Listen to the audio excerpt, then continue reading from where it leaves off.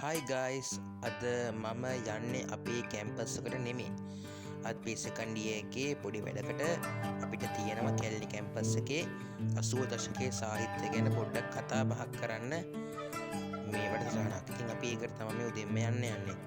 ඉතින් මම අද උදෙන්ම කැලණි කැම්පස් එකට මේ විදිහට තමයි ආවේ. කොහොම ඇවිදගෙන ගියාට පස්සේ අපි ධර්මාලෝක හෝල් එක හොයාගෙන ගියා.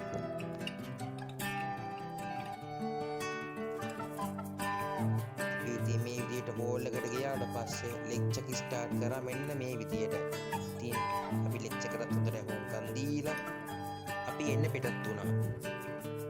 මට හිතුණා ඉතින් කැලණි කැම්පස් එකේ පොඩි වටයක් දාන්න. මොකද මම කැලණි කැම්පස් එකට ආවට මම කිසිම අවදාකවත් කැලණි කැම්පස් එකේ පොඩි රවුමක් දාලා නැහැ.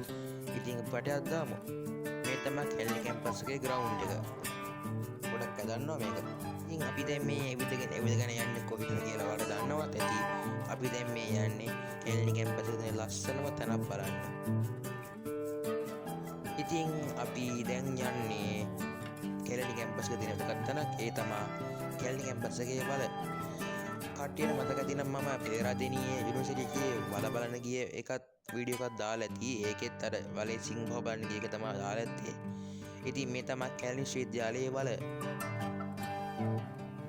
අපි මේ වගේ යුනිවර්සිටි එකේ වටයක් ගහලා අපි ගෙවලට යන පිටත් වුණා. ඉතින් මගේ බ්ලොග් එක මෙතනින් අවසానයි. බැලුවා ඔක්කොන්ටම ස්තුතියි.